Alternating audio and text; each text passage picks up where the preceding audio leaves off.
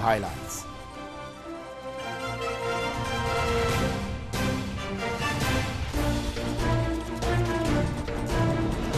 The Minister for Defense, Dominic Nitiwul, has justified the burning down of 14 tipper trucks and other mining equipment by members of the Operation Vanguard team in the Kumbungo district of the Northern Region.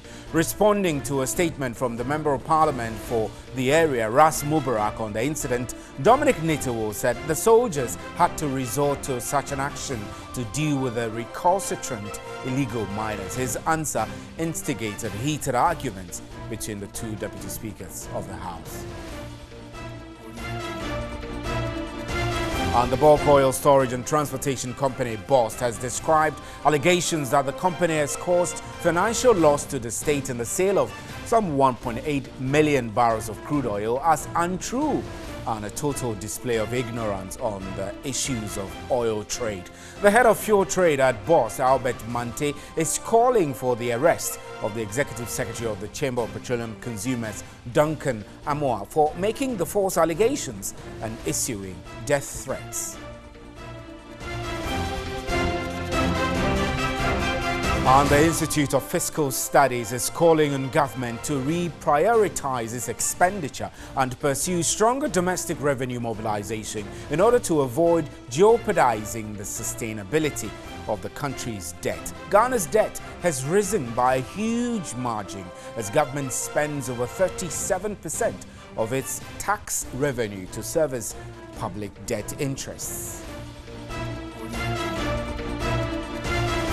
And the National Hajj Board has slashed the number of prospective pilgrims for the 2018 Hajj from 6,400 to 5,500 for this year. Chairman of the National Hajj Board, Sheikh I.C. Quay, says the reason for the reduction in number of pilgrims is to avoid congestion while in Mecca.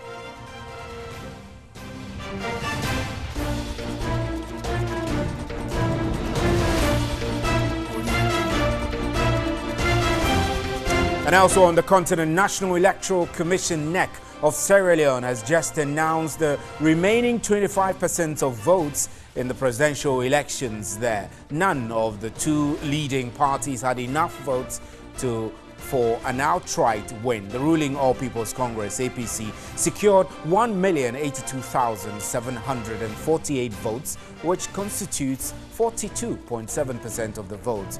And the opposition Sierra Leone's People's Party secured 1,097,482 of the total votes cast, constituting 43.3%. A runoff has been scheduled for Tuesday, 27th of March 2018.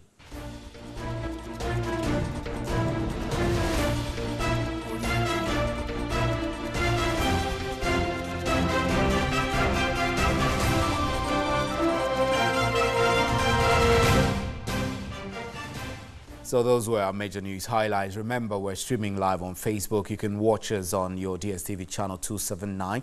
And you can hear us on radio 92.7. Let's start with our first story. The bulk oil and storage and transportation company BOST has described allegations by the Chamber of Petroleum Consumers, COPEC's Duncan Amoah, that the company has caused financial loss to the state in the sale of some 1.8 million barrels of crude oil as untrue and a total display of ignorance on issues of oil trade. The head of fuel trade at BOST, Albert Mante, is also calling for the arrest of the Executive Secretary of COPEC, Duncan Amoah, for making those false allegations and issuing death threats.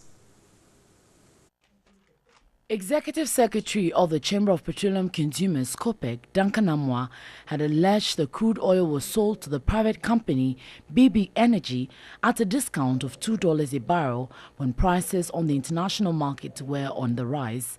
This claim bulk oil storage and transportation company BOST says is no news because giving a discount in the sale of oil is accepted in the commodity business. BOST said the decision of refining the product was an arrangement between the Tema Oil Refinery TOR and BB Energy. Again, the bulk oil storage and transportation company wondered where the COPEC boss got the 1.8 million barrels of crude he alleged was sold to BB Energy.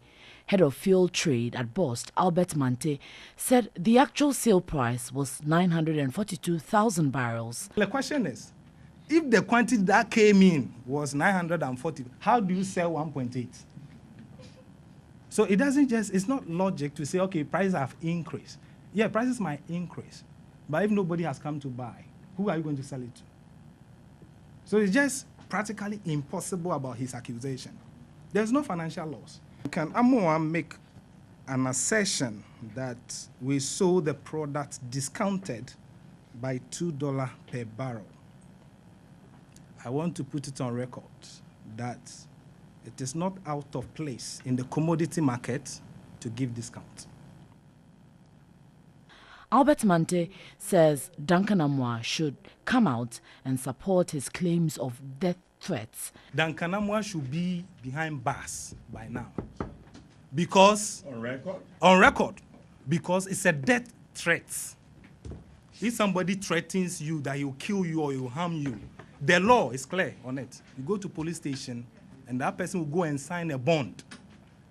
So Duncan Amoah, claiming he has been threatened and is still walking around, is worrying. We have given it to our lawyers for them to now go and support his claim.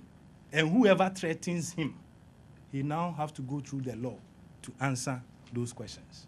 Chronicling the process of the sale of the crude oil, Bost has concluded the allegations by COPEC is carefully fabricated to tarnish the image of its boss, Alfred Obeng Boateng. 2015 March, Bost was in the media about Bost and TSL transaction.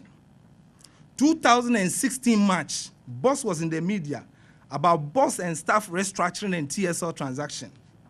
2017 March, Bost was in the media over contaminated products.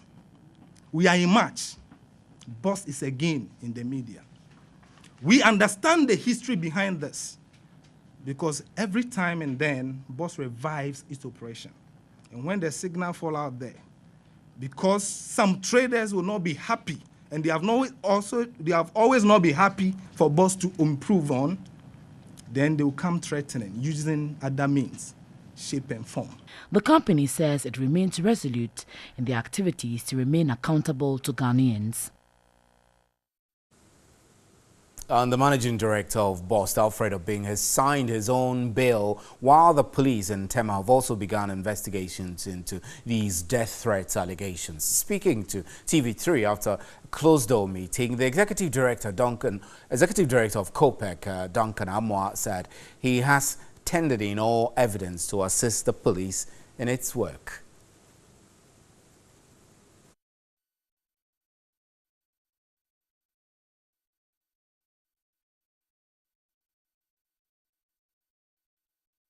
And in the studio earlier on News 360, my colleague Alfred Okanse interacted with Duncan Amoah and energy expert Kojo Poku, first finding out from Duncan Amoah the kind of threat he received. What kind of death threats are we talking about here that did you receive? We put out a report on Friday, awaiting publication on Monday to some of the newspapers. What we found, the Herald, one of the newspapers, broke the story earlier. Okay. Following which I had asked Mr. Alfred Obeng Boateng personally on more than 7 occasions if there are other information that would aid our work. Sometimes he would say he's not well, he's at the hospital. Okay. Other times, all sort of things. So eventually we put out an independent report seeking to ask questions. Unfortunately, the report seemed not to have gone down well with Mr. Obeng. So he called one old friend of mine to talk to me. Just around the same time, I had a call from an unknown number who said his name is something Owusu, with a number I have provided to the police. Okay. And initially, they wanted to settle in whatever. Let's meet, whatever it is, we can talk. When he realized I was adamant to meet and settle, now the language changes to, we know where we'll find you. Who was saying this to you? The number that called initially and said he was Owusu. When I asked him what does he do, he said he's a transporter with Bost, a friend to Mr. Obeng. That is what he said. Initially when he wanted to settle, in quotes. And when he realized I wasn't ready to meet and settle, then the language then changed to, we know where to find you.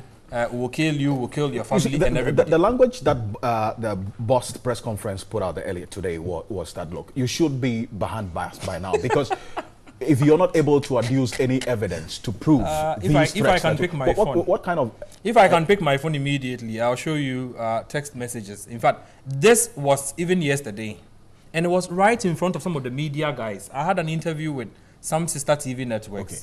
Right after we were done, the number sent me a message, where are you, if you are a man, something. It's on the phone, I could just show it now. And then I showed to the media, so they came back. Within 5-10 minutes, he has sent another one. We are in Tema now. They know I live in Tema. And so they want to carry out their threats. Alfred, I'm not sure any well-meaning Ghanaian.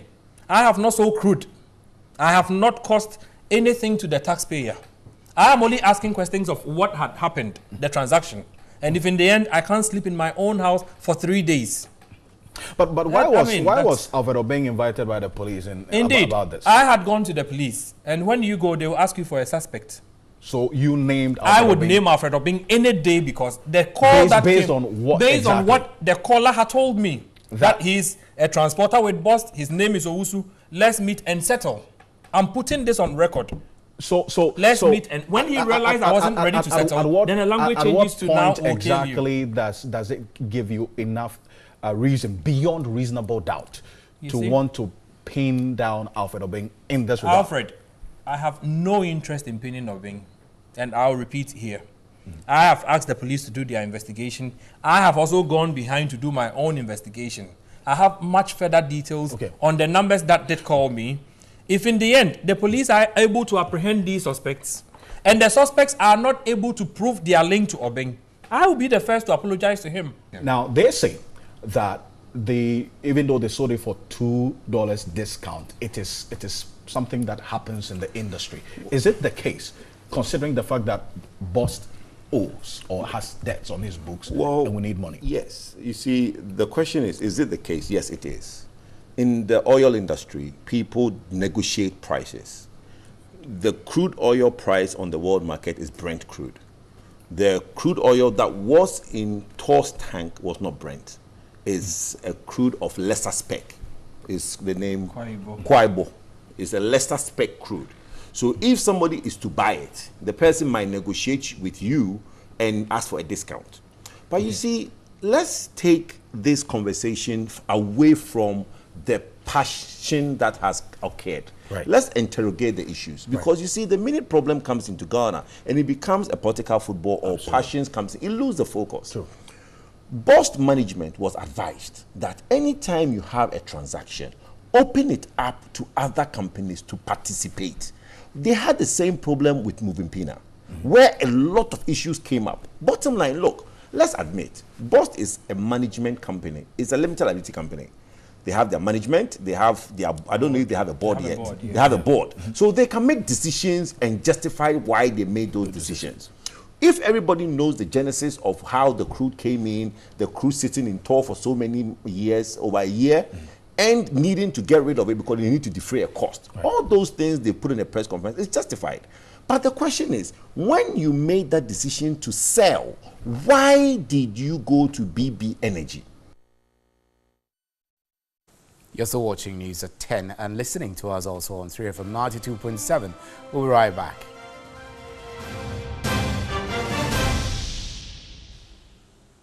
Welcome back. Now, the National Electoral Commission, NEC, of Sierra Leone has just announced the remaining 25% of votes in the presidential elections there. None of the two leading parties had enough votes for an outright win. The ruling All People's Congress, APC, secured about 1,082,748 votes, which constitutes about 42.7% of the votes cast. And opposition Sierra Leone's People's Party, SLPP, also secured 1,097,482 of the total votes cast, constituting 43.3%. A runoff as a result has been scheduled for Tuesday, March 27 this year.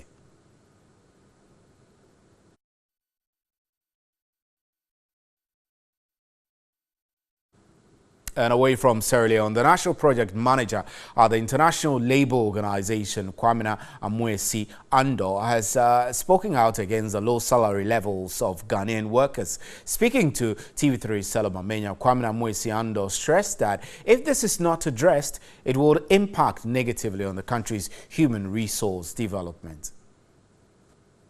The current daily minimum wage in Ghana is pegged at 9 cedis 68 pesos, translating into a monthly salary of close to 300 Ghana cedis.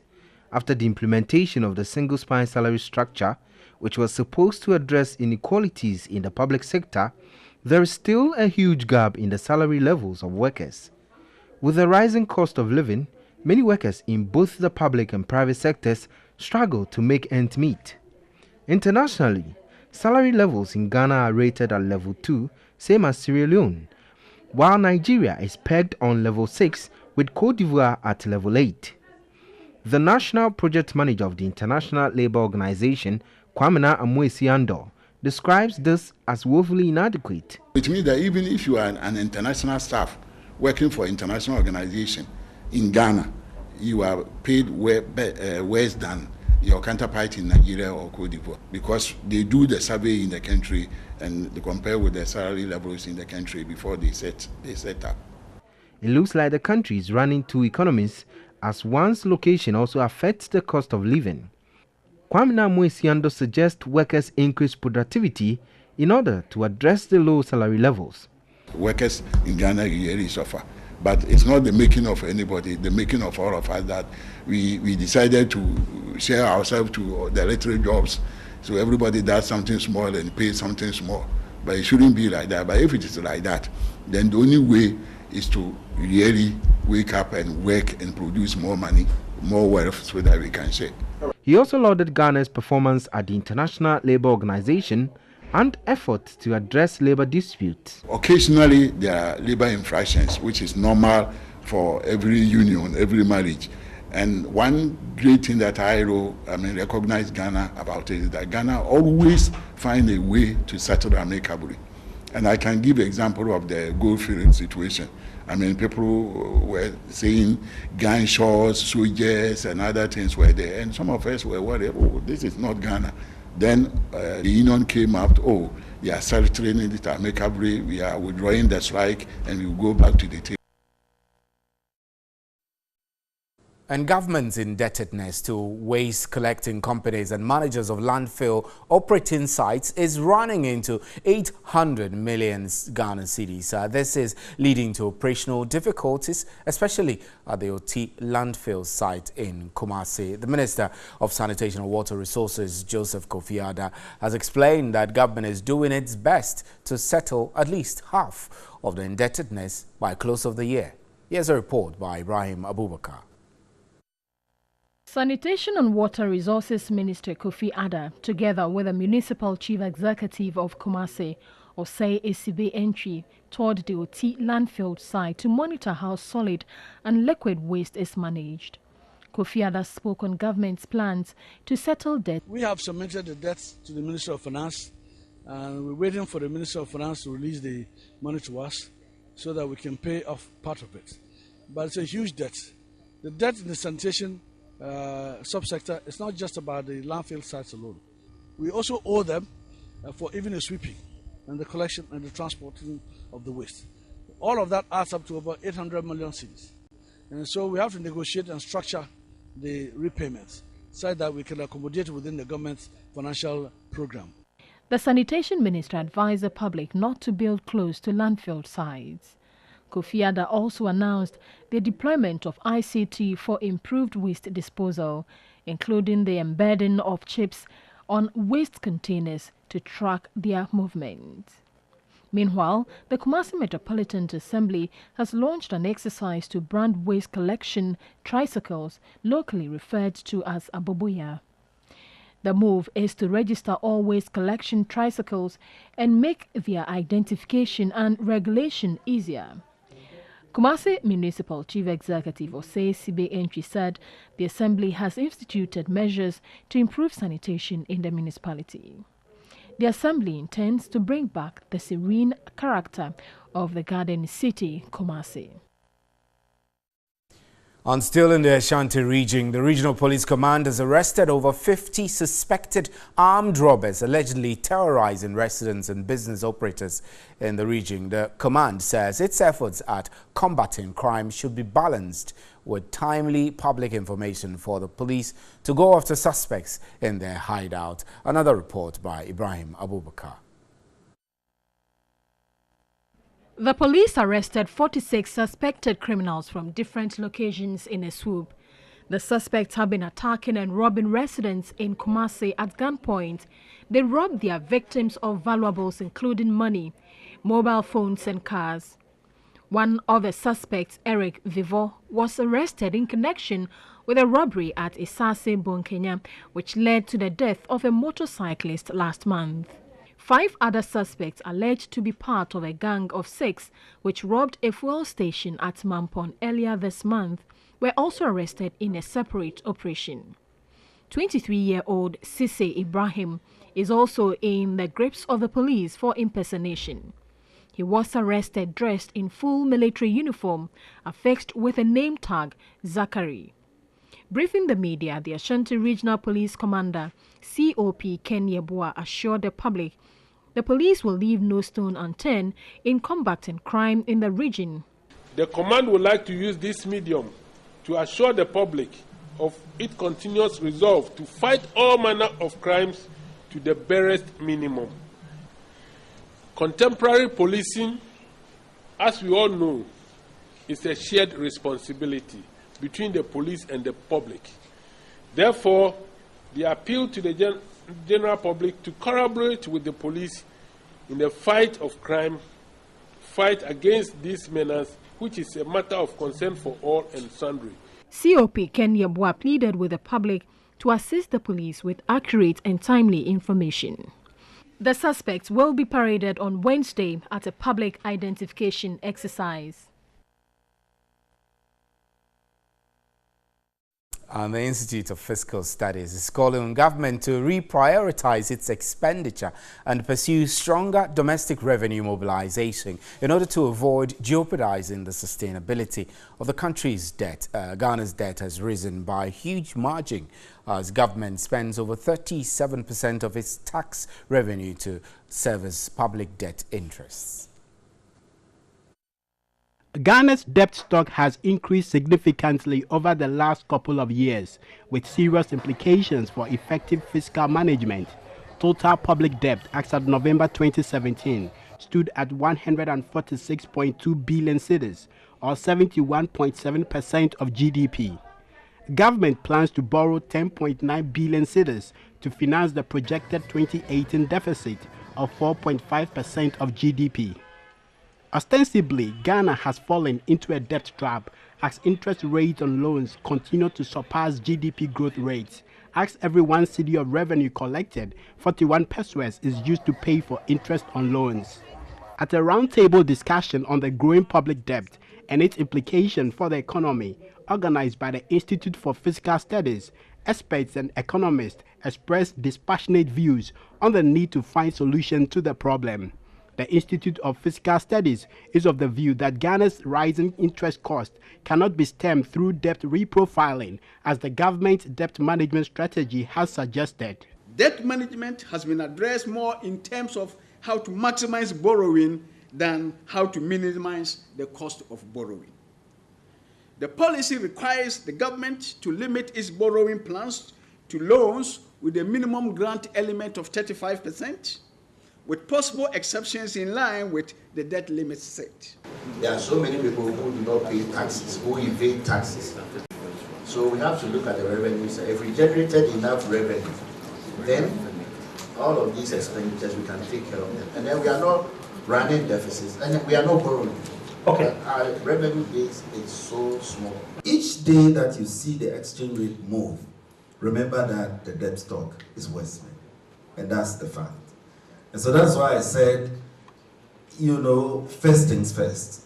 We need to sustain macroeconomic stability.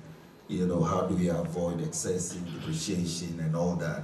Those are very substantive. You go to borrow 1 billion and compound another problem that comes in a cycle to take that money away in interest costs and other things. So we are basically postponing certain critical decisions because of what my good friend said. The political incentive to act long term is not there. Let's be very serious about the public debt. At the end of the day, it's Ghana that will be disgraced one day. Not LPP or ABC. We have to borrow, I agree with you. But we should be able to also pay. The 2018 budget makes provision of 14.9 billion cedis, equal to 37.4% of the projected tax revenue for interest payments. And that's it for News at 10. Thank you very much for staying with us. On behalf of the crew here, good night. There is more news at 3news.com.